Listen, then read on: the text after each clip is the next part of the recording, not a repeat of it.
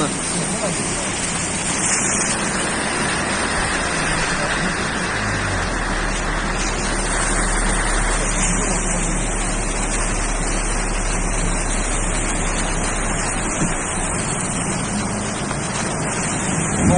Ебать, я там сидел просто.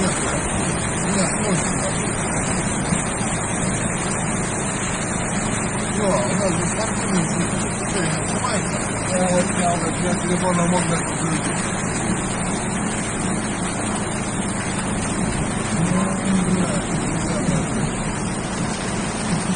Ебать, я сейчас наверное. Одна моя боль. Я пошел, блядь.